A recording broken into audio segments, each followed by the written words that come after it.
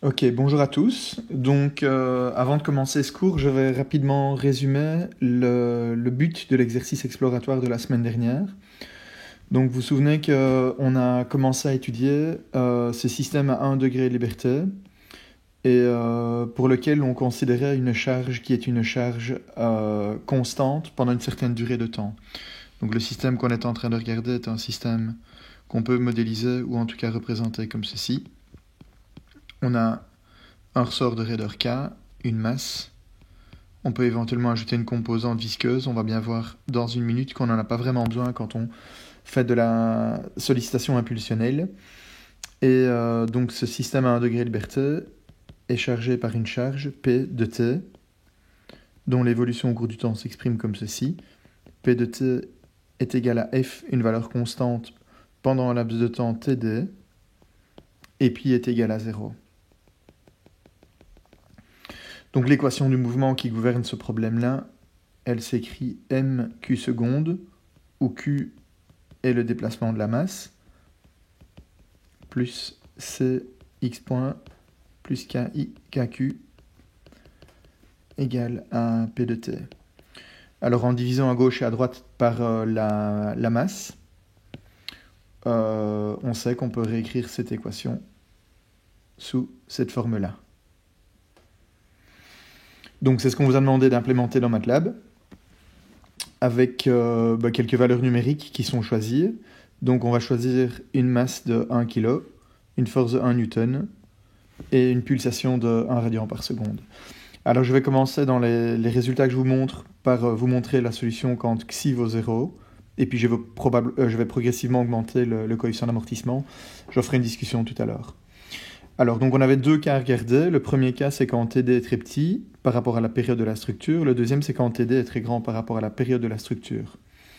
Dans les deux cas, on vous demande de calculer l'évolution au cours du temps de la réponse, donc la solution Q de T, qui représente la dynamique, mais surtout de déterminer le coefficient d'amplification dynamique, donc c'est-à-dire le rapport entre l'amplitude maximale de Q, donc l'amplitude dynamique maximale, divisé par la réponse qu'on aurait obtenue si la force était appliquée de manière quasi statique. Alors bon, on peut commencer par traiter cette deuxième partie de la question très rapidement. Bien, si la réponse était réellement quasi statique, donc c'est-à-dire que si la sollicitation était appliquée très lentement sur la structure, dans l'équilibre des forces, on n'aurait ni terme d'inertie ni terme de dissipation, et donc on obtiendrait la réponse quasi statique qui s'exprime comme Q quasi statique au cours du temps est égal à 1 sur K, donc l'inverse de la raideur, fois P de T. Et donc en réalité ce serait très simple, c'est simplement une mise à l'échelle de la sollicitation, donc au cours du temps, la solution quasi statique, elle a une forme qui vaut F sur K pendant une durée Td, et ensuite elle vaut 0. Ok, donc la solution quasi-statique, elle est vraiment très simple. Et l'objectif ici donc de l'exercice, c'est de comparer la solution quasi-statique à la solution dynamique. Donc c'est-à-dire le maximum du Q dynamique. Alors on définit le coefficient d'amplification dynamique. On définit le coefficient d'amplification dynamique, CAD, comme étant le max sur le temps de Q. Je vais le prendre en valeur absolue parce qu'éventuellement il peut être négatif, divisé par le maximum au cours du temps de Q quasi statique. Ok, j'insiste sur le fait que le temps qui va maximiser le numérateur n'est pas nécessairement le temps qui va maximiser le dénominateur. D'accord. Donc, mais bon, ça c'est pas un gros problème puisque l'objectif est de déterminer donc un coefficient qui est tel que quand on fera un calcul statique équivalent, donc en supposant que la sollicitation est obtenue, la sollicitation est appliquée lentement, donc on prend le résultat de cette simulation-là, on va le multiplier par le coefficient d'amortissement, le coefficient d'amplification dynamique, et on obtiendra donc le max dynamique. Si vous voulez, on peut l'écrire comme ceci.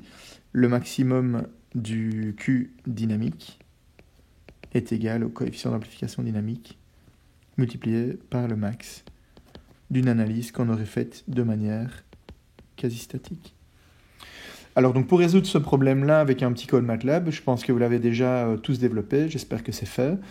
Voilà comment on peut procéder.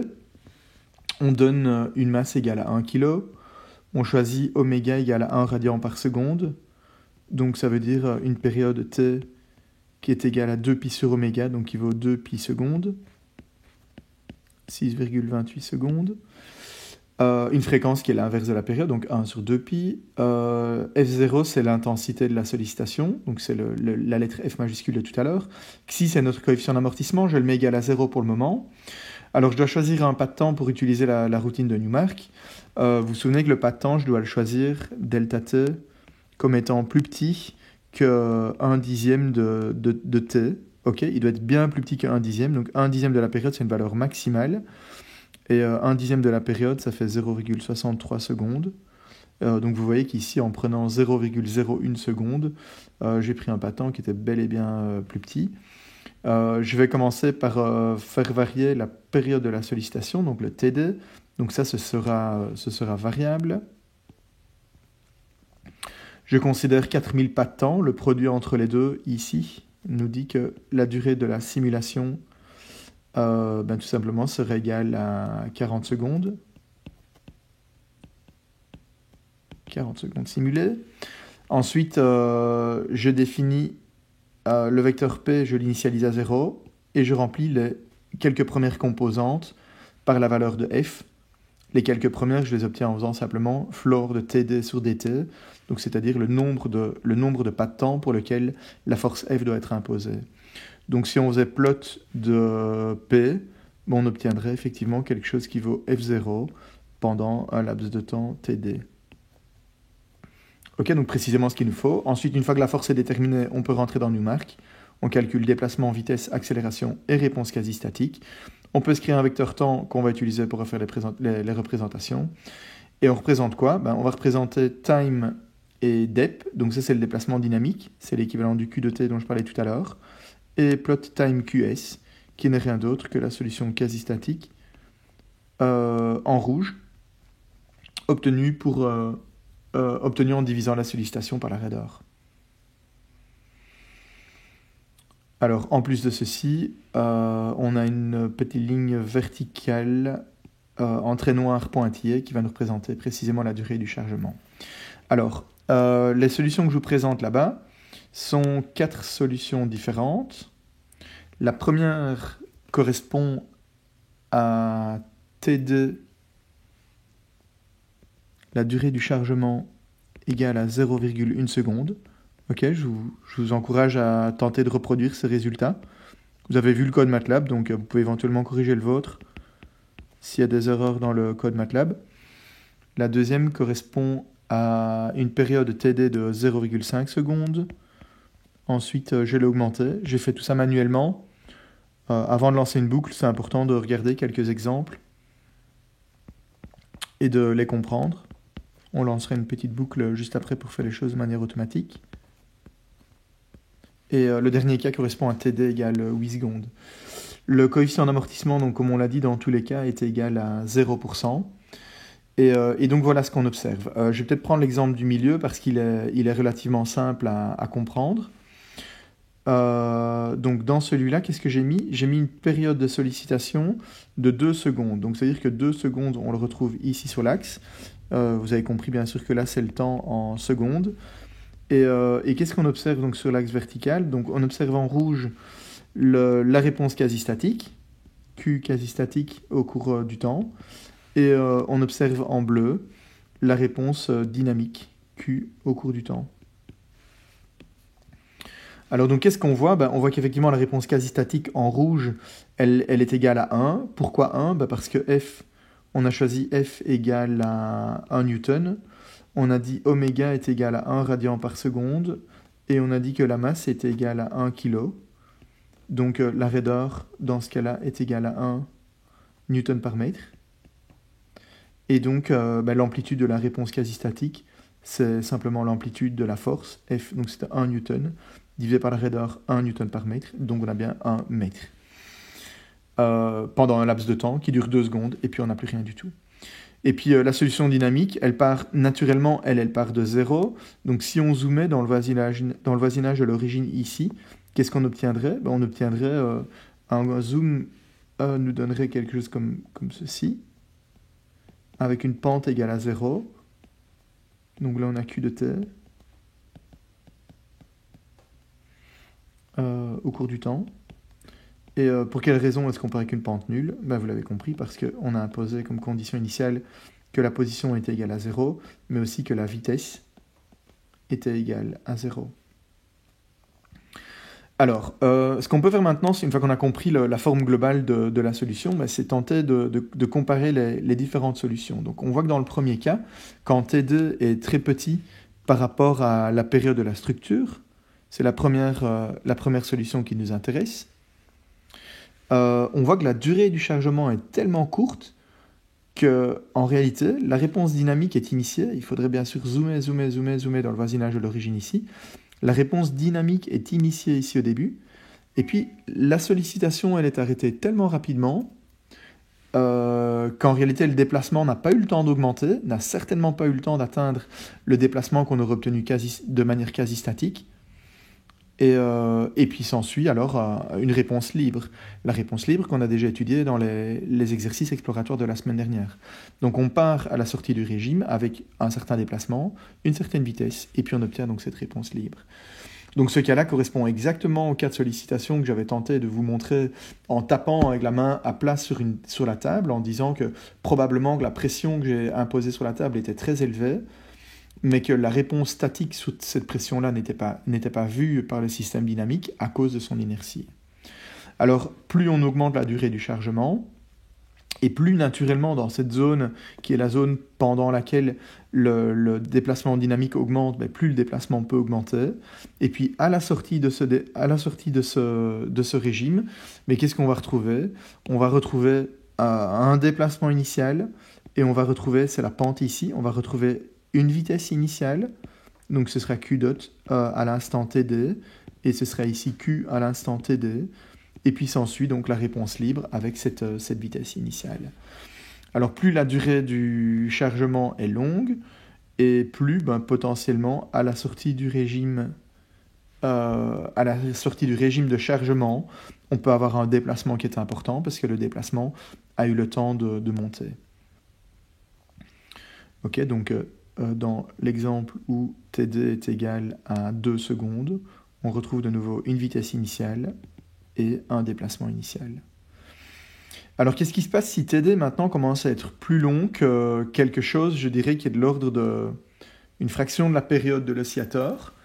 On voit par exemple que si je prends le cas TD égale à 4, ou le cas TD égale à 8, vous voyez que la période du chargement est tellement longue, la période du chargement ici, elle est tellement longue qu'on a le temps d'atteindre le premier maximum dans la réponse sous l'effet de ce chargement. Et ce premier maximum, il est égal à 2. Donc on a un coefficient d'amplification dynamique, CAD, qui est égal à 2 dans ce cas-là. Ensuite, vous imaginez tout de suite ce qui peut se passer si la durée du chargement est plus longue. Si au lieu de simuler une force pendant 4 secondes ou pendant 8 secondes, si j'avais décidé de la simuler plus longtemps, pendant 20, 30, 40 secondes, bien sûr, ça ne changeait plus rien du tout. L'amplitude maximale est atteinte et on a un coefficient d'amplification dynamique de 2. Donc on a bien compris, en fait, avec cet exemple-là, qu'on a deux régimes. On a un régime qui correspond aux longues sollicitations, aux longues durées de sollicitation, et à l'extrême opposé, on a un régime qui correspond aux courtes sollicitations. Dans le premier cas, on a une réponse qu'on va appeler impulsionnelle,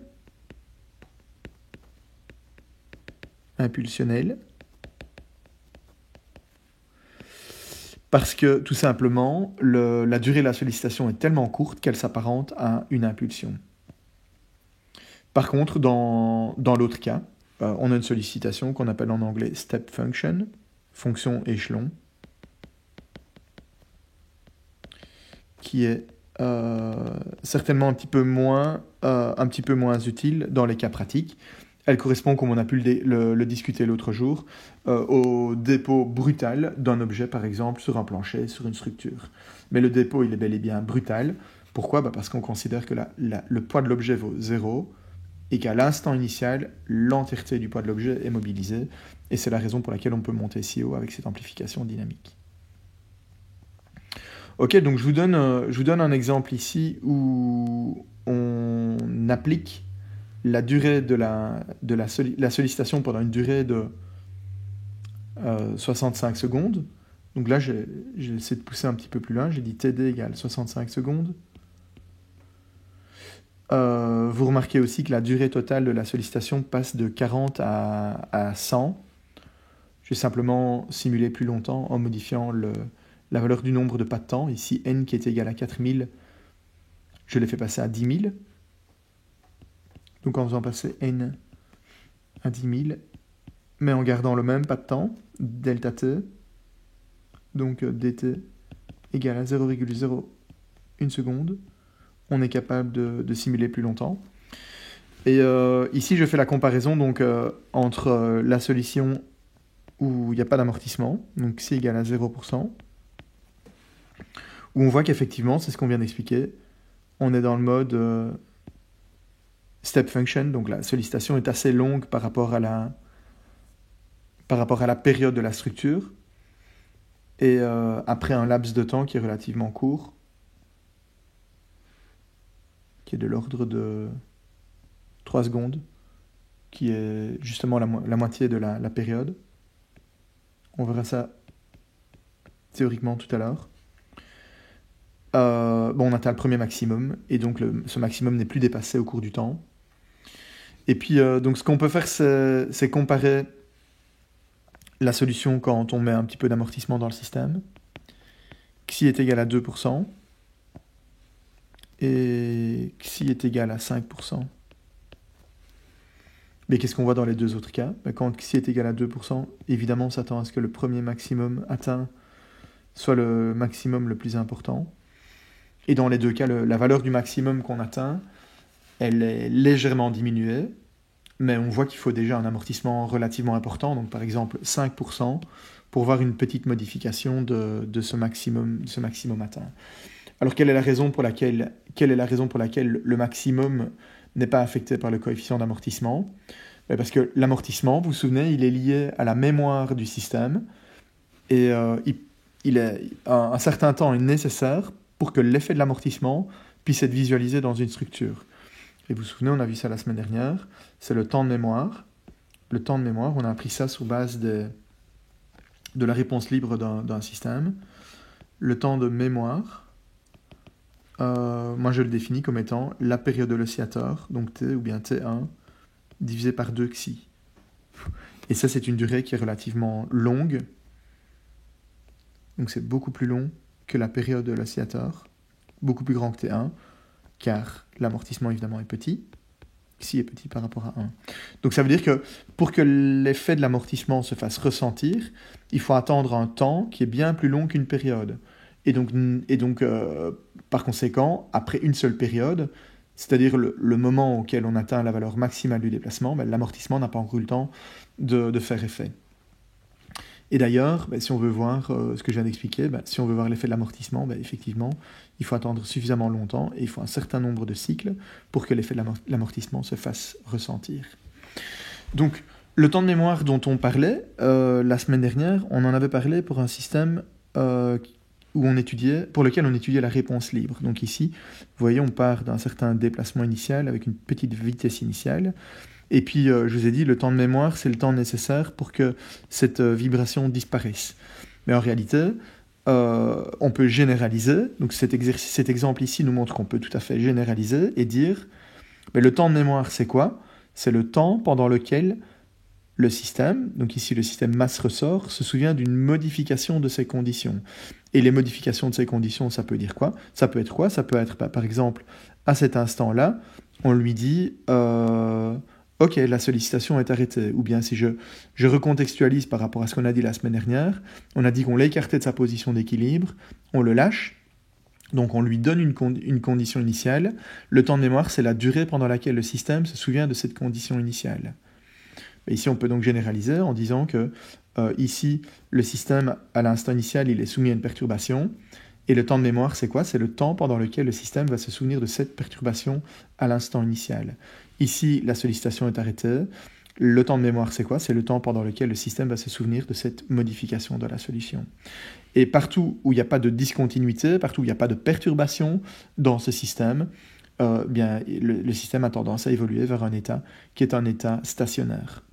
Et le temps nécessaire pour atteindre l'état stationnaire est le temps de mémoire. D'accord? Donc ceci généralise complètement ce qu'on a expliqué la semaine dernière en fonction de ce temps de mémoire. Donc une fois qu'on a bien compris les différents régimes, et surtout donc ce qui est important, c'est de comprendre que si TD est petit, donc dans le premier cas ici en haut de l'écran, si TD est petit, le système n'a pas le temps de développer des déplacements dynamiques importants. Et d'un autre côté, si TD est grand, le système a largement assez de temps pour le faire. Et une fois qu'on a bien compris ça, on peut faire une petite boucle.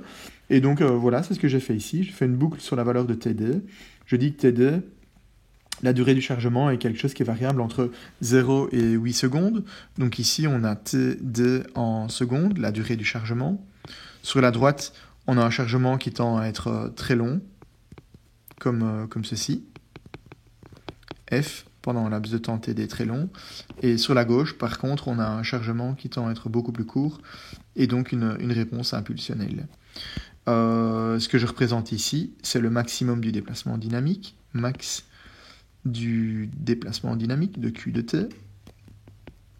Mais puisque le max du déplacement quasi-statique au cours du temps est égal à 1, on l'a vu tout à l'heure, parce que f égale 1, k égale 1, bien en fait, ceci s'apparente également au coefficient d'amplification dynamique. Ok, donc qu'est-ce qu'on voit? Ceci traduit exactement ce qu'on voulait mettre en évidence. C'est que si la durée du chargement est plus grande qu'une certaine valeur, alors on a une réponse où le coefficient d'amplification dynamique devient indépendant de la durée du chargement, puisque le maximum est atteint durant le premier cycle.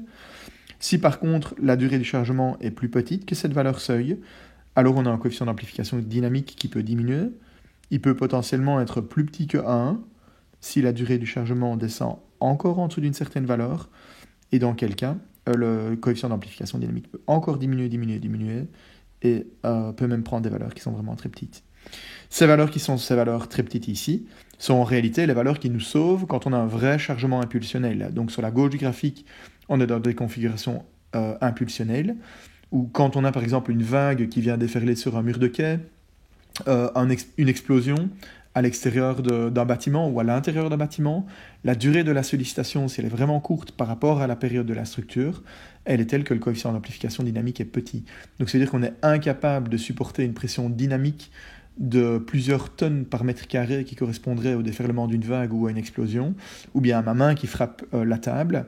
On est incapable de les supporter de manière statique, mais heureusement le coefficient d'amplification dynamique est plus petit que 1, et fait en sorte que le déplacement maximum dynamique, et donc a fortiori les contraintes à l'intérieur du matériau, restent limitées à des valeurs relativement faibles. Ok, voilà, donc ceci clôture l'exercice exploratoire. N'hésitez pas à le refaire, n'hésitez pas à le revoir. Modifiez un petit peu les paramètres, continuez de jouer avec tous ces paramètres pour reproduire les courbes que je vous ai données ici, et éventuellement donc découvrir des solutions dans d'autres cas d'études.